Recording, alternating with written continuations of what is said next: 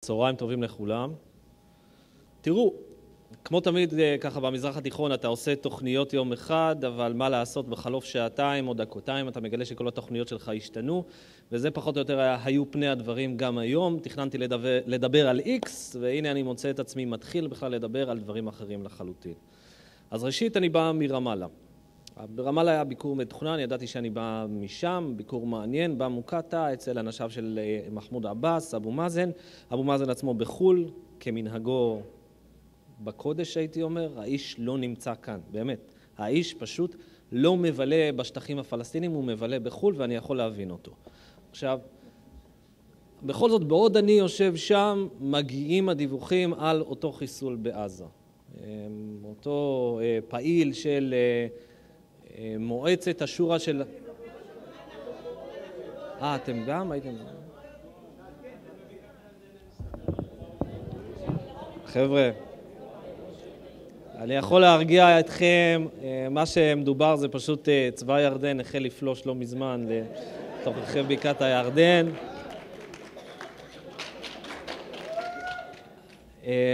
משהו באמת קטן. לא, מה שקרה זה שצה"ל, שב"כ, כלי טייס אווירי, זה עוד איזה סיפור משעשע, תזכירו לדבר איתכם על אותו כלי טייס אווירי, אבל כלי טייס ישראלי פגע מהאוויר באופנוע, שעליו רכבו שני פעילי טרור של ארגון סלאפי ג'יהאדיסטי בשם מועצת השורה של המוג'אהידין. יש קטע כזה בעזה, הם כל פעם מוצאים שם יותר...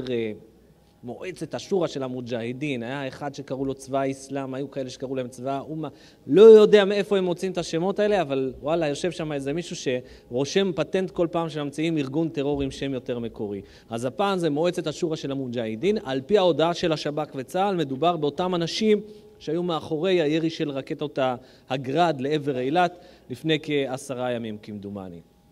אבל זו רק אחת הבעיות של חמאס, זאת אומרת, זה לא רק מועצת השורה של המוג'אהידין, כיום חמאס ברצועת עזה מתמודד עם שלל אתגרים אחרים, ואנחנו מיד נגיע לכך, אבל אני רוצה להזכיר פה אירוע שני שאתם כן שמעתם עליו, אני מקווה ששמעתם עליו, וזה פיגוע הדקירה שהיה הבוקר בצומת תפוח, ממש מהכיוון שאני באתי ממנו לפחות, אני מניח שגם חלקכם עוברים שם כמעט מדי יום. באוטו מרמאללה לכיוון צומת תפוח, לקחתי איתי בהסעה 3 חבר'ה שמה לעשות, המראה שלהם החשיד אותם בתור נערי גבעות. אלה עם הגדולות במיוחד וכולי. התחלתי לדבר איתם, לקשקש איתם קצת באוטו, והם ניסו להסביר לי בעצם מה ה-state of mind שלהם. למה בעצם ללכת ולעשות, לנקום לכאורה.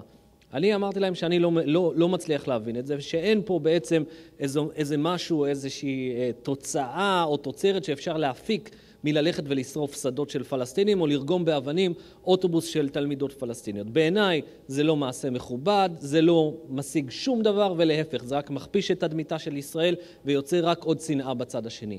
כמובן שה3 לא הסכימו איתי, אבל כל מה שיכולתי לעשות זה לבקש מהם, חבר'ה, תהיו רגועים, לא להשתתף באלימות, מאחר שהדבר הזה, לפחות בעיניי, לא יפתור שום דבר. אבל מה שאני מנסה לומר פה זה שבעצם, ושוב, בגלל שאתם גרים באזור הזה ונוסעים הרבה פעמים דרך יהודה ושומרון, דרך צומת תפוח או דרך הגדה המערבית, אתם עדים לתסיסה הזאת שיש היום בגדה. אתם עדים לזה שהשקט שהיינו עדים לו ב-2012 כבר לא שם.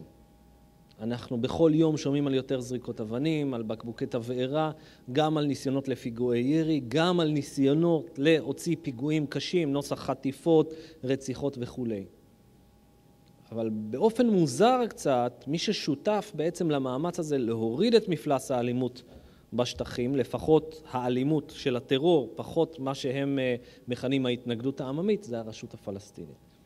זאת אומרת, רק בחודש שעבר, חודש מרס, הרשות הפלסטינית סיכלה 5 ניסיונות לפיגועי חטיפה וירי של החמאס. עצרה 5 תאי טרור של החמאס. עכשיו, זה לא שהרשות הפלסטינית באה ותורמת את המידע הזה רק כדי להראות לציבור הישראלי, תראו כמה אנחנו נחמדים. זה השב"כ עצמו ואמן הישראלי שבא ואומר, הרשות הפלסטינית עושה פה מאמץ ניכר כדי למנוע פיגועים. מנגד, היא לא עושה מאמץ ניכר להרגיע את השטח. ויש פה איזושהי סתירה. בין שני המדדים האלה. זאת אומרת, מצד אחד אנחנו רואים פה עלייה בתקריות של מה שהם מכנים ההתנגדות העממית או הפעילות העממית, זריקות אבנים, בקבוקי תבערה, הפגנות וכו'. ומנגד אנחנו עדיין רואים מאמץ גדול של הרשות הפלסטינית להילחם בטרור, להילחם בחמאס ובג'יהאד האסלאמי. יבואו אנשים ויאמרו לי, תשמע, זה לא בגלל שהם אוהבים אותנו כל כך, זה בגלל שהם מפחדים מהחמאס והג'יהאד. אני אגיד נכון. והאמת, אני לא מצפה מהם לאהוב אותי. אני לא חושב שהם אי פעם יאהבו אותי, ועצם זה שהם נלחמים בחמאס ובג'יהאד האסלאמי בגדה המערבית, ביהודה ושומרון, מבחינתי זה מניח את הדעת, כי הם בהחלט מביאים לתוצאות מרשימות. ודווקא בעזה אנחנו גם עדים לסיטואציה עוד יותר מוזרה, ששוב, בגדה אנחנו מדברים על זה שיש כל הזמן איזה מין תסיסה כזאת, בעיקר בחודשים האחרונים, ועלייה במספר מקרי האלימות, לפחות מאז מבצע עמוד ענן, אנחנו עדים לירידה דרמטית מאוד במספר השיגורים מרצועת עזה לכיוון ישראל. אז מה? אז חמאס הפך פתאום לאיזשהו ידיד ישראל, הולך להצטרף לארגון הצופים העבריים? התשובה היא לא. אבל מה? יש כאן אינטרס ברור מאוד של החמאס להימנע מלהיגרר לסיבוב שלישי של לחימה מול מדינת ישראל, או סיבוב נוסף של לחימה מול מדינת ישראל ברצועת עזה. למה? מאחר שהם מחזיקים בשלטון ברצועת עזה. מאחר שמבחינתם רצועת עזה היא מקרה מוצלח מאוד, באופן שבו האחים המוסלמים, so called האחים המוסלמים, החמאס במקרה של עזה, מצליחים להשתלט על הרצועה ולהכיל בה אפילו משטר אסלאמי. ועל מה אני מדבר כשאני מתכוון למשטר אסלאמי? רק הבוקר קראתי איזה דיווח מעניין בטלגרף הבריטי דווקא, על זה שבמהלך חודש אפריל, רק במהלך חודש אפריל, חמאס עצר 41 צעירים פלסטינים. למה? מישהו מוכן פה להמר?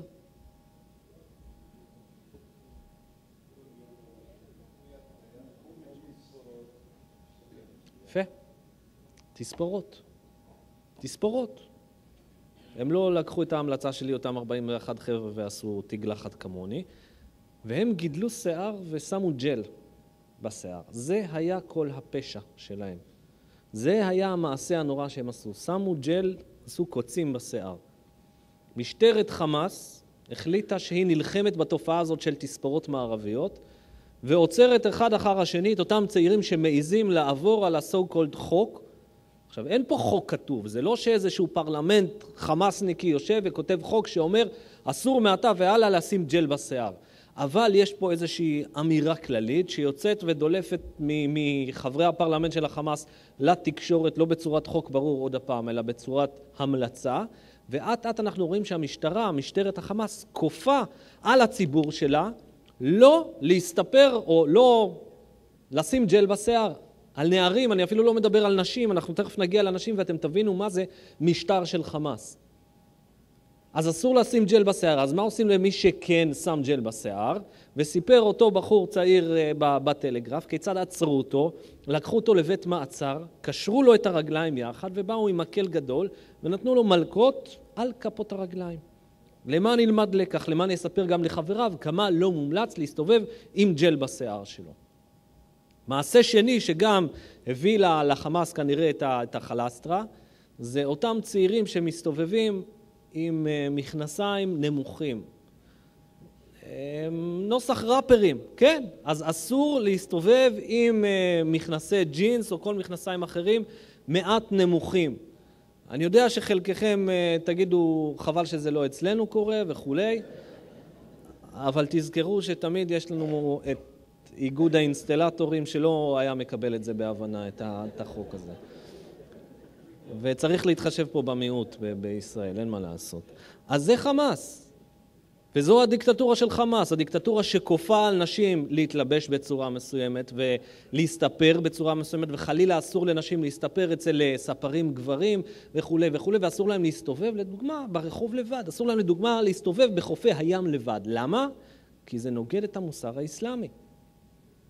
עכשיו, זו הדיקטטורה של חמאס, ואני חייב לומר, הם עושים את זה בצורה מאוד יעילה. זאת אומרת, הם הצליחו להשתלט על הרצועה, לנקות את כל התאים של הארגונים שהחזיקו בנשק, מלבד אותם ארגונים ג'יהדיסטים שדיברנו עליהם מוקדם יותר.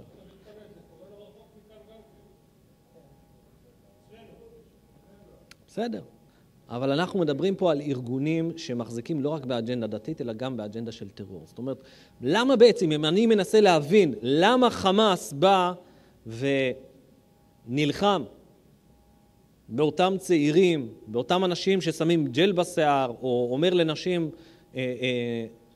גבירותיי, אתן חייבות להתלבש בצורה מסוימת במקומות ציבוריים, ואסור לכן לעשן נרגילה במקומות ציבוריים. למה? בגלל שהיום האתגר שחמאס מתמודד איתו מגיע דווקא בצורת הארגונים הקיצוניים עוד יותר, האסלאמיסטים עוד יותר, אלה שמערערים את הביטחון לא רק של מדינת ישראל ושל מצרים, אלא גם של החמאס. עכשיו, הארגונים האלה זה אלה שאחראים גם לרצח של 16 חיילים מצריים באוגוסט שעבר, להזכירכם. וזה מייצר פה סיטואציה עוד יותר אבסורדית, עוד יותר מוזרה. דווקא הפיגוע הזה שעשו ג'יהדיסטים יצר איזושהי אחדות שורה בין ישראל ומצרים. ואני יודע שיש לנו נשיא מצרי היום שקוראים לו מוחמד מורסי, והוא אחד מראשי האחים המוסלמים, ומבחינתנו הוא לא מדבר עם נתניהו, נתניהו לא מדבר איתו, אין קשר ברמה של ההנהגה הפוליטית המדינית. אבל, וזו נקודה מאוד מעניינת ויוצאת דופן, התיאום הביטחוני היום בין מדינת ישראל לבין מצרים, הוא הטוב ביותר אי פעם בתולדות השלום בין שתי המדינות. אני חוזר עוד הפעם למען מי שפספס במקרה. התיאום הביטחוני היום בין ישראל ומצרים הוא הטוב ביותר אי פעם בתולדות השלום בין שתי המדינות, מאז 1979. דווקא בעידן שבו האחים המוסלמים שולטים בקהיר. איך זה קורה? בין היתר בגלל הפיצול שיש בתוך מצרים. זאת אומרת, נכון, יש לנו אחים מוסלמים בנשיאות, יש לנו אחים מוסלמים בפרלמנט. הצבא המצרי מתנהל בצורה סמי-עצמאית. סמי-עצמאית אומר שנכון, הוא אולי מקבל הוראות ברמה כזו או אחרת מהנשיאות, אבל עדיין, לפחות המדיניות שלו בנוגע סיני, בנוגע לאיום הטרור הג'יהדיסטי, הוא מנהל אותה ללא עצותיו של מוחמד מורסי. והצבא הזה מבין עדיין שכדי לנקות את סיני מפעילי טרור, הוא צריך את שיתוף הפעולה של ישראל. והצבא הזה מבין, והוא מסתכל לטווח הארוך, הוא אומר, אני צריך עדיין את האמריקאים לצידי, וכדי שהאמריקאים יהיו לצידי, אנחנו והישראלים צריכים לשמור על הסכם השלום, מה לעשות. ומכאן גם שאני שומע את אותם דברים שיוצאים מהצד הישראלי, ממערכת הביטחון שלנו, בקריה בתל אביב, שאומרים, רבותיי, היום באמת התיאום בינינו מצוין.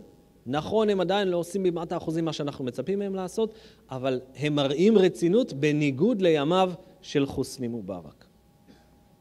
וכך אנחנו מגיעים למצב שבו המצרים לוחצים על חמאס לא לירות. החמאס מבין שיש לו הרבה מה להפסיד אם כן יהיו שיגורי רקטות, ומכאן אנחנו יכולים להבין גם מדוע חמאס עצר בחודשיים שלושה האחרונים כמה עשרות פעילי טרור סלאפים ג'יהדיסטים כדי למנוע לסכל ירי קסאמים. עכשיו תבוא ותאמר, תשמע, מאז עמוד ענן ירו עדיין 19 רקטות, טילים. נכון. קשה להתווכח עם המספר הזה. ועדיין צריך להשוות את זה למציאות של לפני כן, ולראות שחמאס, ושוב, לא מתוך אהבת ישראל, חמאס עושה פה מאמץ לסכל ירי של קסאמים או של רקטות מכל סוג אחר לעבר תחומי ישראל. עכשיו אנחנו חוזרים קצת לתמונה היותר גדולה. זאת אומרת של יהודה ושומרון, הגדה, אל מול עזה. אם אנחנו מסתכלים פה על המצב בין ישראל לבין הפלסטינים, הרי זה לא סוד שהסכם שלום לא נראה באופק, מה לעשות? יותר מזה, משא ומתן לא נראה באופק. יבואו הישראלים ויאמרו, ובצדק, איך אנחנו יכולים לדבר עם הרשות הפלסטינית בגדה המערבית, כשאין לה יכולת ליישם דבר וחצי דבר ברצועת עזה? וזה טיעון מנצח. זה אותו טיעון שאמר נתניהו גם לברק אובמה במהלך הפגישה האחרונה שלהם. אני רוצה לעשות שלום. אני רוצה שתי מדינות, אבל מה אני יכול לעשות כשיש לי את החמאס יושב לי ברצועת עזה ולא הולך לשום מקום? ולכן באים הפלסטינים ואומרים, אנחנו רוצים פיוס, אנחנו רוצים להתפייס עם החמאס. וברגע שהמאמצים שלהם להתפייס עם החמאס מתחילים, להגיע לאיזשהו הסכם על הקמת ממשלת אחדות בראשות אבו מאזן, בלי נציגים של החמאס, ללכת לבחירות מוקדמות וכו'. קם נתניהו ואומר, אם אתם הולכים לאיזשהו סוג של פיוס מול החמאס ולממשלת אחדות, הרי אין עם מי לדבר, אין לנו מה לדבר איתכם. אז במו ידיו, כמובן, נתניהו עושה פה תרגיל. מצד אחד אומר, תשמעו, אני לא יכול לדבר איתם כי עזה בשליטת חמאס. מצד שני, כשהם מנסים לבוא ולדבר עם החמאס, הוא אומר, מה, אלה מדברים עם ארגון טרור, אני לא מוכן לדבר איתם אם הם מדברים עם החמאס. וזו רק אחת הבעיות שאנחנו מתמודדים איתה. הבעיה היותר מרכזית אולי, זה שחמאס עצמו לא רוצה פיוס. לא רוצה פיוס עם הרשות הפלסטינית, נקודה. למה? שוב פעם, יש לו את המאחז השלטוני הזה ברצועת עזה. הוא יודע היום שלמרות כל מה ששמענו בעקבות עמוד ענן והעלייה בפופולריות של חמאס וכו', הפופולריות הזאת שוב בירידה. והוא יודע שאם יהיו בחירות מחר בגדה המערבית, בעזה ואולי אפילו במזרח ירושלים, בניגוד לפעם הקודמת הוא הולך להפסיד. אז אני יודע שיהיו גם אנשים שיחלקו עליי ויגידו, לא, חמאס הולך לנצח. אני חושב שחמאס הולך להפסיד אם יהיו בחירות מחר ברשות הפלסטינית. וההוכחה הטובה ביותר לכך זה האופן שבו חמאס מנסה בכל דרך אפשרית להימנע מבחירות. כולל ההסכמה שלו כבר לממשלת אחדות, אבל לא לקבוע מראש הליכה לבחירות תוך 3 חודשים או תוך 6 חודשים. חמאס מפחד.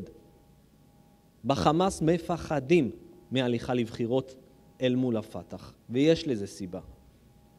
עכשיו הבעיה הזאת של חמאס, בואו נגיד, אוקיי, הנחנו את החמאס בצד, אנחנו מתעלמים מזה שיש לנו שם איזושהי ישות של טרור פלסטינית, של חמאס וכו'. אנחנו רוצים לבוא ולעשות שלום פה. ביהודה ושומרון, בגדה המערבית, אל מול הפלסטינים, פתרון 2 מדינות, 3 מדינות, איך שתרצו לקרוא לזה. אבל גם כאן אנחנו מתמודדים עם קשיים כמעט בלתי אפשריים. ומה הסוגיות המרכזיות שעימן אנחנו מתמודדים היום? אחת הסוגיות היא כמובן סוגיית הפליטים. זכות השיבה. עכשיו עוד הפעם, יש פה מחלוקת קשה כמובן בין הרבה פרשנים, ואני בטוח שאם היו פה עוד 10 פרשנים לענייני ערבים, פלסטינים, כל אחד מהם היה אומר לפחות עוד 2 דעות בנוגע לזכות השיבה.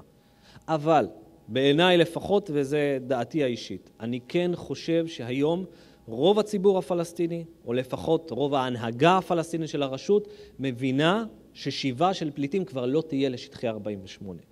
שיבה של פליטים פלסטינים תהיה אולי לשטחי 67, מי שירצה לחזור כמובן לשטחי 67. אז בואו נניח לרגע שאת הבעיה הזאת אפשר לפתור. לדוגמה, במהלך הדיונים בין אולמרט לעבאס, מה שאמר אולמרט, רבותיי, אני אהיה מוכן להחזרה סמלית של 1,000 פלסטינים בכל שנה במשך 5 שנים. זאת אומרת, 5,000 פלסטינים בסך הכל על מהלך של 5 שנים, וזאת תהיה הזכות השיבה הסמלית מבחינת מדינת ישראל. אמרו הפלסטינים, אנחנו לא מוכנים למספר כזה, אנחנו מדברים פה על 50,000 ויותר. הבעיה כמובן לא נפתרה, אבל אנחנו יכולים להבין שמה לעשות, אנחנו במזרח התיכון, אולמרט זרק מספר, הפלסטינים זרקו מספר, זה שוק, בואו נגיד שאפשר יהיה למצוא איזשהו מספר. הבעיה מספר 2 היא הגבולות. וזו אחת הבעיות הקשות ביותר שאנחנו היום דנים בה. זאת אומרת, אנחנו לא מדברים על ימי אולמרט שכבר דיבר על מסירה של 94% משטחי הגדה והגיעו להבנות על גושי ההתנחלויות. לא היו הסכמות לגבי הכל. הייתה כמובן מחלוקת קשה לגבי אזור אריאל בעיקר, לאחר שהפלסטינים לא הסכימו לגוש הזה, בעוד הישראלים כן דרשו את הגוש הזה. וגם שם נדמה לי שכבר היה אפשר למצוא איזושהי נוסחה שתצמצם את הפער לגשר, אני לא בטוח בכלל. אחת הנקודות הקשות ביותר כרגע לפתרון היא כמובן בקעת הירדן. ואתם יודעים את זה מן הסתם ואתם שומעים את זה. ואחת הבעיות הקשות שבאמת אני שומע מכל בכיר פלסטינים שאני משוחח עמו בשבועות האחרונים, בעיקר מאז הגעתו של ברק אובמה לאזור, זה שבעצם אין עם מי לדבר בצד הישראלי. למה? מאחר שנתניהו הבהיר בשלל שיחות עם הצד הפלסטיני, כולל בפגישה שהייתה לו עם אבו מאזן, והייתה פגישה כזאת אני רוצה להזכיר, אמר, אנחנו הולכים לשבת בבקעת הירדן לפחות ל-40 השנים הקרובות. אבו מאזן שמע את הדבר הזה, התחיל לצאת לו עשן מהאוזניים. יצא מאותה פגישה עם נתניהו ואמר, רבותיי, אין עם מי לדבר. אין על מה לדבר. אם הם רוצים 40 שנים של ישיבה בבקעת הירדן, על מה אנחנו מדברים בעצם? הרי יש איזושהי בדיחה ידועה ביידיש שהפלסטינים לקחו אחד לאחד ותרגמו אותה לערבית פלסטינית. הבדיחה היא על אותו ג'וחה שהמלך מחליט להשיא את הבת שלו, לחתן אותה, ואומר שמי שיצליח לבוא וילמד את החמור שלו לדבר, יוכל להתחתן עם הבת. והפלסטינים חוששים שהמדיניות של נתניהו פה בנושא הזה, זה שכמובן, כמו ג'וחה והחמור, שהגישה שלו הייתה, אני אצליח ללמד את החמור אולי, זה מה שהוא מוכר למלך, אבל עד עוד 40 שנים, או שהחמור ימות, או שהמלך ימות, או שאני ג'וחה אמות. וזה בעצם החשש הגדול של נתניהו, של עבאס, שנתניהו מסובב אותו בסיבובים, ולא באמת מתכוון לעשות עסקים. לא באמת מתכוון ללכת לפתרון של שתי מדינות. עכשיו, מעבר לזה, זה לא רק בקעת הירדן. סליחה אם אני מאשים אתכם, בזה שרק בגללכם המשא ומתן כרגע מתעכב. אבל עבאס בא ואומר, רבותיי, אתם דורשים ממני לבוא לחדש את השיחות המדיניות בעוד הבנייה בהתנחלויות נמשכת. בכל מקום. ובכל שנה שחולפת מספר המתנחלים, מספר היהודים שגרים בגדה המערבית ומזרח ירושלים, רק הולך וגדל וגדל. והמספרים הם די ברורים. זאת אומרת, אנחנו מדברים היום, יש פה אנשי מועצת יש"ע, על כמה אנחנו מדברים? 350? מס או מינוס 350. בואו נגיד שבאמת גושי ההתנחלויות נשארים תחת ריבונות ישראלית. חשבון פשוט מעלה שמשהו כמו שליש, לפי ההנחה הפלסטינית, יצטרך להתפנות מכאן. עכשיו, אני לא מומחה גדול במתמטיקה, אבל שליש מ-350 זה יותר מ100,000 אנשים. עכשיו, אנחנו זוכרים מה קרה ברצועת עזה הקטנטנה, עם 10,000 איש, ואיך פחות או יותר כל צה"ל התגייס כדי לפנות 10,000 אנשים מבתיהם. בואו נעשה חושבים, ואת החישוב הזה עושים הפלסטינים, מי למען השם מתגייס כדי לפנות 100,000 יהודים מבתיהם ביהודה ושומרון, כולל ביישובים שיש עליהם קונצנזוס פחות או יותר, שיש עליהם איזה מין, בואו נגיד, תפיסה בצד הישראלי, כולל בקרב אותם אלה שגרים בתוך הקו הירוק, שזה יישובים שצריכים להישאר תחת ריבונות ישראלית, והם לא בגושי ההתנחלויות. אז מי יפנה אותם? ואת החישוב הזה עושים כל בוקר מחדש בצד הפלסטיני, וזה מה שמדאיג אותם, וזה מה שמטריף אותם בעצם באמירה הזאת של ישראל, שהיא ממשיכה לבנות כרגיל, ולא מוכנה ללכת להקפאה של ההתנחלויות. עכשיו, אחת הסוגיות המעניינות זה בעצם כשאנחנו משווים בין הימים של אולמרט, שרון וברק, שאז הייתה בנייה בהתנחלויות, והיה משא ומתן עם הפלסטינים. אז אחת השאלות שאני כל הזמן שואל את הצד הפלסטיני, כולל את אבו מאזן, בעצם דיברתם עם הישראלים גם כשהם בנו בהתנחלויות. למה עכשיו אתם לא מדברים עם נתניהו? התשובה היא נורא פשוטה, היא הרבה יותר פשוטה והיא תמונה בעצם בטבע האנושי שלנו. האם לתת אמון בפרטנר שלנו או לאו? וזה כל הסיפור פה בעיניי. לצד הפלסטיני אין טיפת אמון בצד הישראלי היום. לא בנתניהו ולא בקואליציה שלו. נכון, הקואליציה שלו השתנתה קצת. אבל עדיין הם מבינים שיש פה משחק שנתניהו לא יוכל לתמרן איתו יותר מדי. שהחרדים אולי לא יושבים בתוך הממשלה, אבל עדיין יש את נפתלי בנט ואת ישראל ביתנו, והגורמים האלה לא ייתנו לו ללכת לפתרון של שתי מדינות. ולכן התחושה זה שאם הם הולכים למשא ומתן, מדובר פה למעשה בתמרון של נתניהו, והוא יסובב אותם בכחש בחש ולא במשא ומתן אמיתי שיוביל להסכם שלום בין שני הצדדים. עכשיו, זה באשר לסוגיה הזאת של הגבולות. אנחנו עדיין לא דיברנו על הבעיה הקשה ביותר מבחינתי, וירושלים. ירושלים גם נמצאה איזושהי נוסחה שכאילו לכאורה הייתה מקובלת על אולמרט, על ברק, מה שיהודי נשאר אצל הישראלים, מה שערבי הולך לרשות הפלסטינית. ירושלים, שכונות ערביות, שכונות יהודיות. סביר. אבל עדיין לא נמצא פתרון לסוגיה הזו שנקראת הר הבית. או אל-חרם א-שריף, הרי בערבית לא קוראים להר הבית הר הבית, קוראים לזה אל-חרם א-שריף או מסגד אל-אקצא כמובן. ושם הפלסטינים מבהירים חדשות לבקרים בכל הזדמנות רק, בלי ריבונות פלסטינית על הר הבית, לא יהיה פה הסכם שלום. ועל זה יקום ויפול הסכם. ולכן אני אומר, אם היינו רוצים לראות הסכם שלום בין פלסטינים לבין ישראל, יש פה סוגיה אחת שקודם כל צריך לפתור אותה, וזה הר הבית. אם תהיה פה ממשלה שתהיה מוכנה להחזיר את הר הבית, יש פה אפשרות סבירה להסכם שלום. אם לא תקום פה ממשלה שתהיה מוכנה להחזיר את הר הבית, לא יהיה פה הסכם שלום. אני לא אומר שאני בעד או נגד, אני אומר אלה פני הדברים. עוד הפעם. סבבה. אלה פני הדברים. זה מה שהפלסטינים אומרים. וזאת התפיסה מבחינתם. מכאן אתם יכולים לעשות את החשבון עד כמה אנחנו קרובים להסכם שלום, כן או לא. רגע, אני עדיין מתחמם ואני אשאיר הרי זמן לשאלות.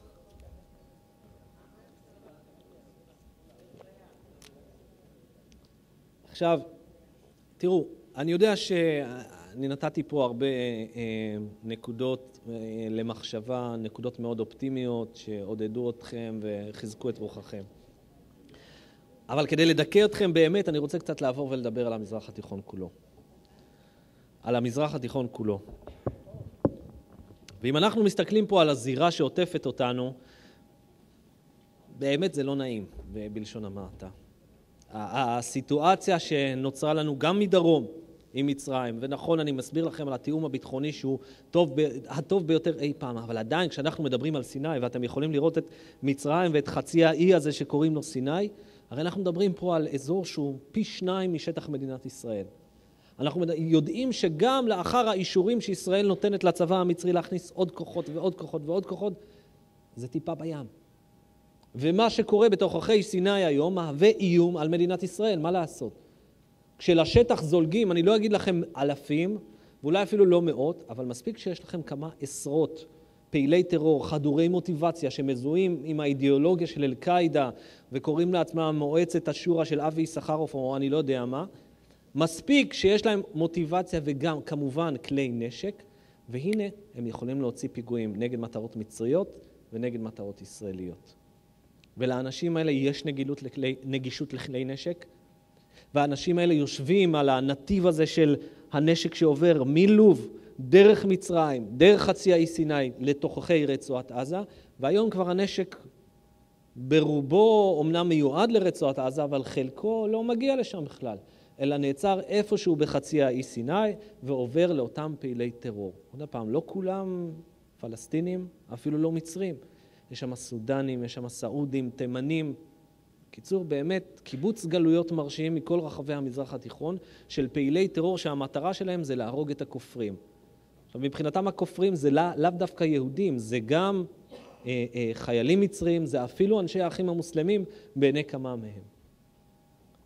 וזו בעיה אחת שאנחנו מוצאים בגבול הדרומי שלנו, ואני רוצה להזכיר לכם, זה אחד הגבולות השקטים ביותר שמדינת ישראל ידעה ב-30 השנים האחרונות. אבל כדי לייצר עוד קצת תחושת רגיעה והקלה פה בקהל, בואו נסתכל לרגע מה שקורה מצפון. ושם באמת אם אנחנו בוחנים את הסיטואציה שנוצרת לנו בסוריה, על הגבול הצפוני שלנו ברמת הגולן, אי אפשר שלא להסתכל על הדברים בדאגה. אני לא יכול שלא לצטט את הרמטכ"ל בני גנץ, שאמר בשיחה עם עיתונאים ערב יום העצמאות, שיחה שכמדומני הייתה אמורה להישאר מה שנקרא אוף רקורד, וכמובן זלגה לכל כלי תקשורת ישראלי, ואמר שם במפורש 40 שנים של שקט ברמת הגולן באו לסיומם. עכשיו בני גנץ, אתם יודעים, זה לא בדיוק הטיפוס המתלהם והרודף כותרות. אבל בני גנץ אמר פה אמת מאוד קשה, שהולכת להשפיע על המציאות שלנו בשנים הקרובות. אני עוקב כבר יותר משנתיים אחר הלחימה בסוריה. איך הדבר הזה של הרג המוני, של מאות בני אדם ביום, הופך להיות חלק מהשגרה של המזרח התיכון, של סוריה, של התקשורת הישראלית, שכבר לאף אחד לא אכפת, לאף אחד אין מושג בעצם מה קורה שם. רק בימים האחרונים סוריה חזרה לכותרות, תודות לזה שבשאר אל-אסד החליט להפגיז את בני העם שלו בנשק קימי. אבל אי אפשר שלא להסתכל גם על הזווית הישראלית. והיום אנחנו מדברים על אלפי פעילים של ג'בהת א-נוסרה וכל מיני ארגונים אחרים, גם כאלה שמזוהים עם האידיאולוגיה של אל-קאעידה או עם אל-קאעידה עצמה. והם יושבים בסוריה והם נלחמים נגד אנשיו של בשאר אל-אסד. ואנחנו רואים את אנשיו של בשאר אל-אסד ומסתכלים עליו בתור השטן הגדול, והאלטרנטיבה שיש לנו כרגע לבשאר אל-אסד היא לא טובה בהרבה, בלשון המעטה. האלטרנטיבה כרגע מפוצלת לחלוטין, אין לנו אופוזיציה אחת, אין לנו מנהיגות שם, יש לנו רק קבוצות של חמושים, פעילי טרור, חלקם גם אנשים שפשוט רוצים חירות וחופש ולהיפטר מהדיקטטורה של בשאר אל-אסד. הבעיה היא שיותר ויותר פעילים אסלאמיסטים נכנסים לתוך הזירה הזו ותופסים את המושכות של הלחימה נגד הצבא הסורי הסדיר. הדוגמה הבולטת ביותר זה חלב, העיר השנייה בגודלה בסוריה, המרכז המסחרי התעשייתי של סוריה, ששם את רוב הקרבות שמתנהלים מול הצבא הסורי מנהלים אותן קבוצות שמזוהות עם אל-קאעידה. אל-קאעידה. והאנשים האלה הולכים לשבת לנו על הגדר של הגבול בעוד אי אלו חודשים או שנים ברגע שבשאר אל-אסד ייפול. עכשיו אתם יודעים, בואו נסתכל רגע על האנשים האלה. מי הם? חלקם סורים, אחרים באים מעיראק, מסעודיה, מכל רחבי העולם המוסלמי. אני הייתי באיזו חופשה באיים המלדיבים. נסעתי לצלול. באיים המלדיבים אני רואה כרזות, תמונות. בערבית, הם בכלל לא מדברים ערבית שם. בואו הצטרפו לאל-ג'יש אל-חור, הצבא הסורי החופשי. מגייסים שם המוסלמים מהמלדיבים כדי לבוא ולהילחם בסוריה נגד בשאר אל-אסד. עכשיו תדמיינו לעצמכם לרגע שמחר בשאר אל-אסד נופל. ואין לנו מישהו שתופס שם את המושכות, ואין כרגע מישהו שנראה באופק שיכול באמת למלא את מקום המשטר. ומה יקרה עם אותם 5,000, אולי אפילו יותר, פעילי טרור שמזוהים עם אל-קאעידה? עכשיו תשמעו, אני מאמין שחלקכם פה הייתם חיילים, רובכם. תחזרו לרגע לימים ההם שהייתם בני 18, 19, 20 ופלוס, ומצאתם את עצמכם עם כמה שעות או כמה ימים של אין מה לעשות, אין תעסוקה, הפוגה, משהו כזה. חבר'ה בגיל הזה חיילים של צבא, סדיר עם פקודות וכו', ואני אומר את זה מניסיון אישי, מתחילים לעשות שטויות כשמשעמם להם. אנחנו רק יכולים לדמיין מה יעשו אותם פעילי טרור ברגע שהם יהפכו להיות מובטלים. ברגע שבשאר אל-אסד ייפול, והם ימצאו את עצמם חסרי תעסוקה. ומה לעשות? לא צריך להיות גאון גדול או אסטרטג יוצא דופן כדי להבין שהאנשים האלה, הטרוריסטים האלה, יפנו את כלי הנשק שלהם כלפי ישראל ויתחילו לנסות לעשות פיגועים. כולל ירי של רקטות כמובן.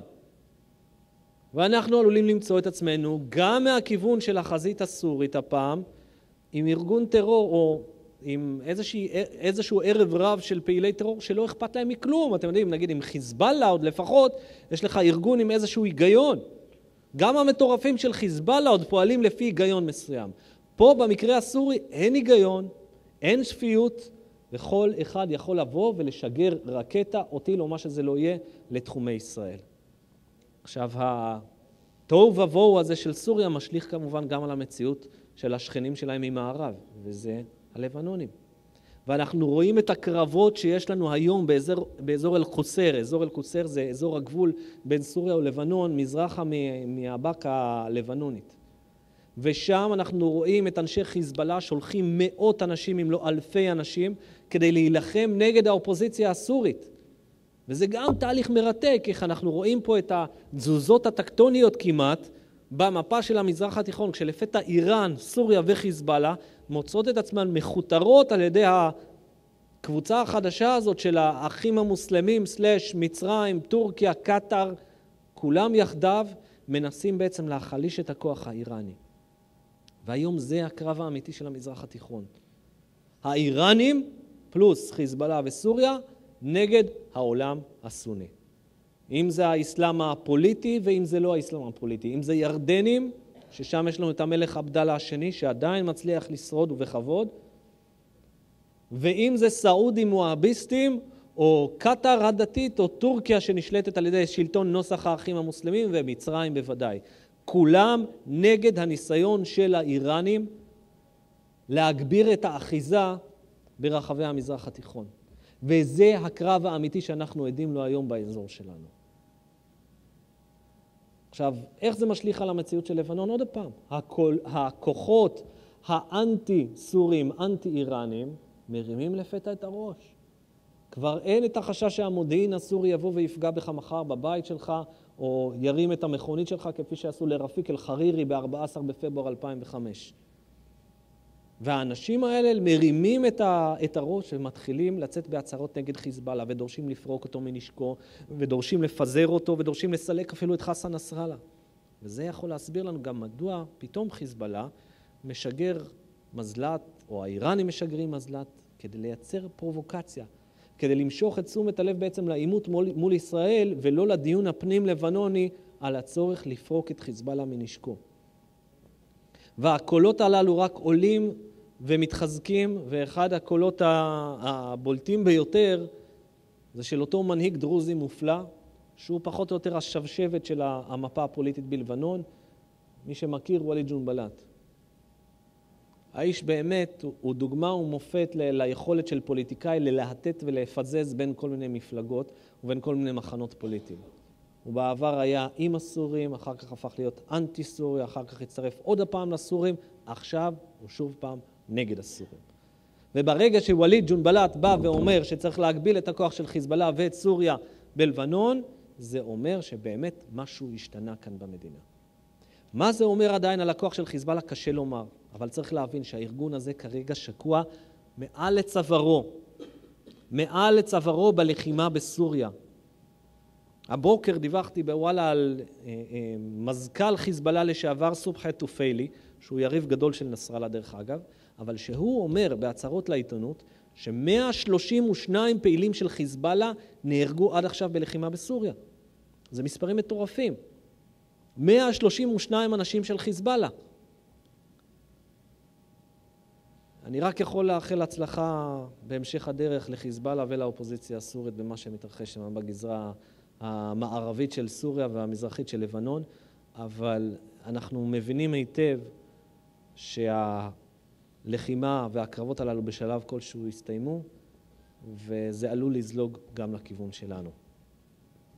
יש לנו זמן לשאלות, אז אני אשמח עכשיו לענות לכמה שיותר שאלות. כן.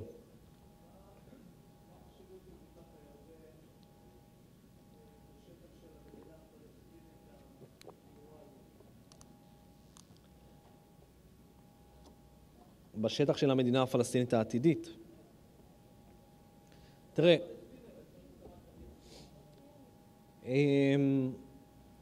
מבחינתם זה נושא רגיש, באמת, זה נושא קריטי. בקעת הירדן זה משהו שאתה, ברגע שאתה משמיע את המילים האלה, זה מעורר אצלם איזשהן תחושות לאומיות קשות. זאת אומרת, האופן שבו הישראלים, היהודים, מנסים עוד הפעם לגזול חלקים קריטיים כל כך מבחינתם למדינה הפלסטינית. למה? בעיקר מבחינה כלכלית. א', הנגישות לירדן, הגבול עם ירדן. הם רוצים שליטה בגבול הזה. הם רוצים מעברים מסחריים פתוחים עם הירדנים. אבל יתרה מכך, הם רוצים את האדמות החקלאיות, והם רוצים נגישות לים המלח כמובן, כי הם רואים בצפון ים המלח אזור תיירותי קריטי עוד הפעם לכלכלה הפלסטינית העתידית. ולכן מבחינתם כל האזור הזה זה נכס כלכלי אסטרטגי למדינה הפלסטינית. עוד.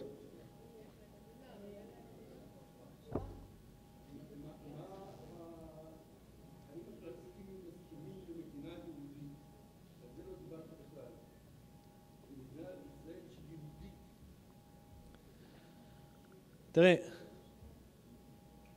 הם לא יסכימו לומר את המילים האלה.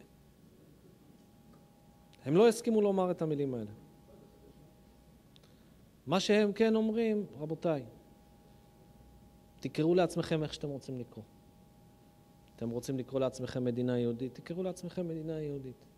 הם אומרים משהו, ודרך אגב, פה אני יכול להבין גם את הטיעון שלהם. למה אתם באים אלינו בדרישה להכריז על מדינת ישראל כמדינת היהודים, כשלא עשיתם את זה עם אף אחת מהמדינות האחרות שעשיתם איתם הסכמי שלום? ירדן, מצרים, אתם לא דורשים באום שיכירו בכם בתור מדינה יהודית. למה אותנו אתם רוצים שאנחנו נצא בהכרזות נוסח זה שמדינת ישראל היא מדינת היהודים? ומה הטיעון שהם מעלים מיד?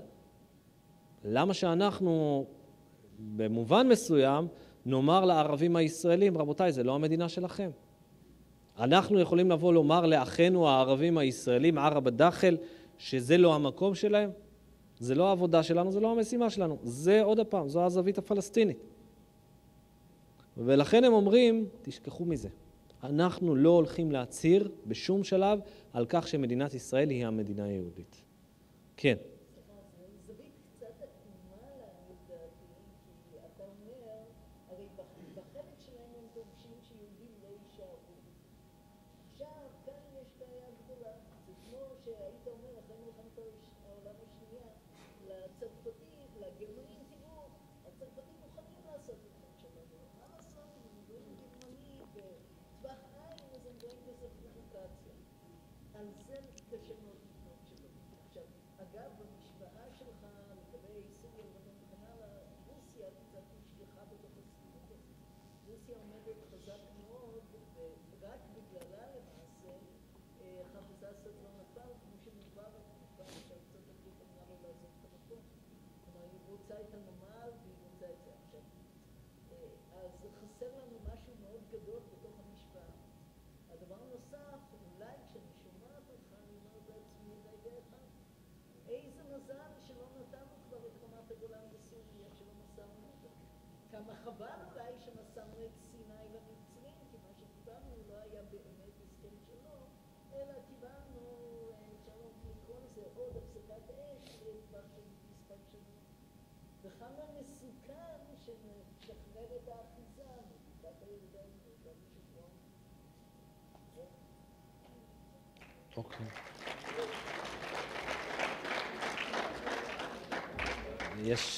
אני לא צריך להגיד, כאילו, יש שאלה או לא? לא, אתה יכול להגיד מילה. יכול להיות שאתה לא מסכים עם מילה שאמרת. לא, יש הרבה היגיון במה שאת אומרת. אני בכוונה לא התייחסתי לכוחות העולמיים, הגלובליים שמעורבים פה בלחימה בסוריה. אני בכוונה מתמקד פה בסיפור הערבי המזרח תיכוני והסיפור האיראני כמובן.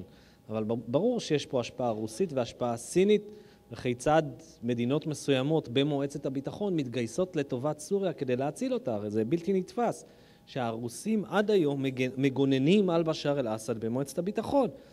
עכשיו, דרך אגב, היום בדיעבד אני יכול להבין את הרוסים, כי הם כנראה קלטו יותר טוב מאיתנו מה מחכה לנו אחרי בשאר אל-אסד, מה האלטרנטיבה שם. עכשיו, אני לא מצדיק לרגע אחד את בשאר אל-אסד, כן, אלוהים ישמור, האיש טבח 80,000 בני אדם מבני העם שלו. תארו לעצמכם מה היה קורה אם פה היו נהרגים 8 פלסטינים, לא 80,000, 8. אבל עדיין אתה מבין שנוצרה פה סיטואציה בלתי אפשרית, אתה באמת לא יכול להבין את האופן שבו הם תומכים באופן נלהב כל כך בבשאר אל-אסד. עכשיו, בנוגע לעניינים האחרים, תראי, עוד פעם, הסוגיה הפלסטינית, זו העמדה שלהם. לא אני ולא את נשנה את הגרסה הזאת שלהם שאומרת, אנחנו לא הולכים להכיר במדינת ישראל כמדינת היהודים.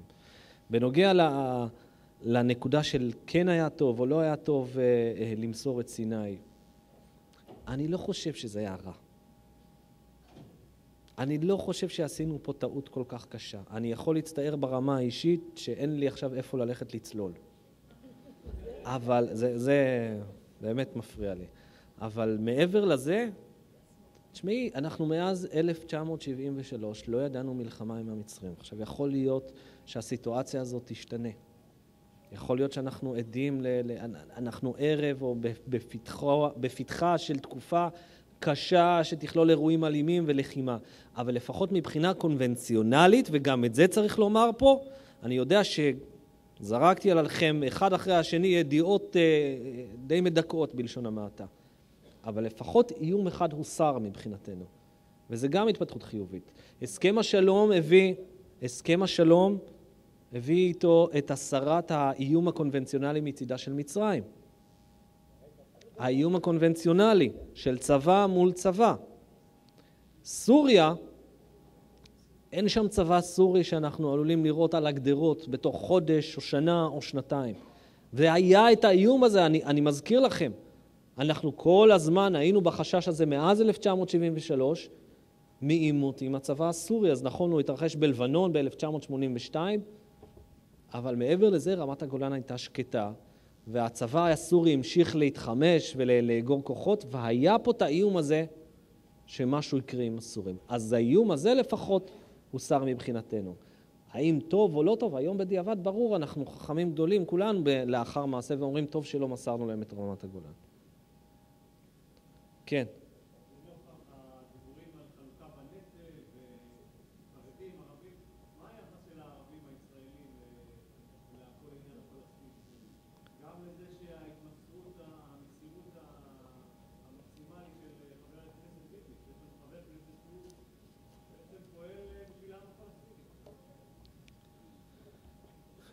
אתה יודע, בעוד אנחנו מדברים, אז אני מקבל פה, אתה יודע, הודעות כאלה של חברי כנסת בין היתר, אז גם יש פה עוד הפעם איזושהי הצהרה של חבר כנסת ערבי בנוגע למה שהתרחש היום בגדה. עכשיו, תראה, אין פה עוד הפעם. אני יודע שהשאלה שלך, אתה מבקש ממני למעשה תשובה חד משמעית. אני לא יכול לתת לך תשובה חד משמעית, מהסיבה הפשוטה שאין פה ציבור ערבי אחד הומוגני. אין פה תשובה אחת. מה רוצים הערבים הישראלים? מה רוצים הישראלים? מה רוצים תושבי בקעת הירדן? הרי היום, אם אני אשאל אותך מה רוצים תושבי בקעת הירדן, יש פה 20 דעות לפחות, אם לא יותר. וכך גם לגבי הערבים הישראלים. עכשיו, אני בטוח שרבים מהערבים הישראלים רוצים לראות בפתרון שתי מדינות. לא רוצים להתגורר אולי במדינה פלסטינית, אבל רוצים לראות בפתרון שתי מדינות. יש ערבים אחרים שאני בטוח שהיו רוצים לראות במדינה אחת, בין הים לבין הנהר. התנועה האסלאמית, הפלג הצפוני, מה לעשות? לא רוצה לראות כאן את מדינת ישראל, זה לא סוד גדול. אני לא חושב שיש פה איזשהו קשר בין נושא השוויון בנטל של הצמד חמד, נפתלי ולפיד, לבין הסוגיה של הערבים ואיך הם מתייחסים למדינה הפלסטינית. כן, הבחור עם הכובע הבוקרים.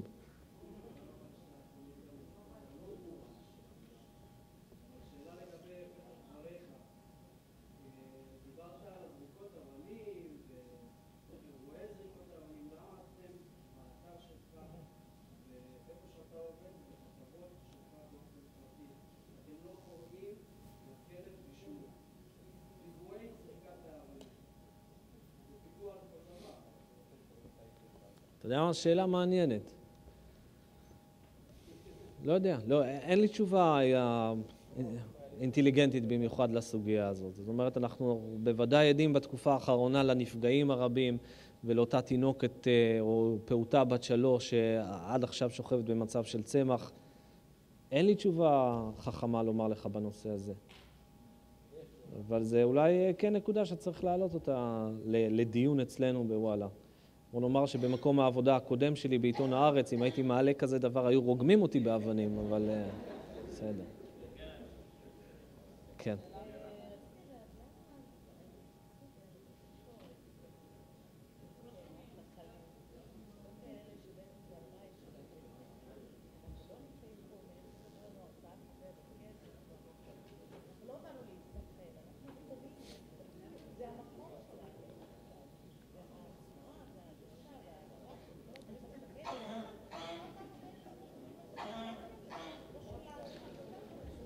השאלה פה זה למה בעצם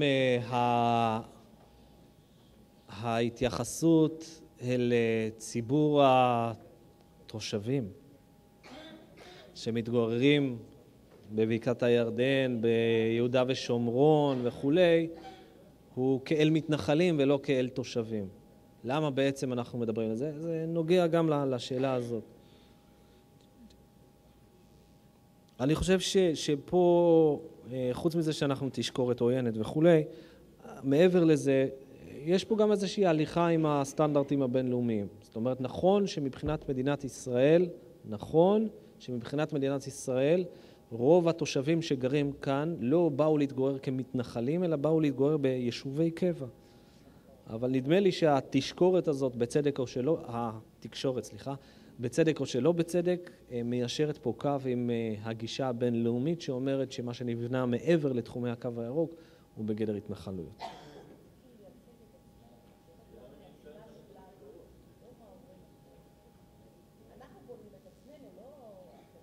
עוד פעם, יש פה הרבה אנשים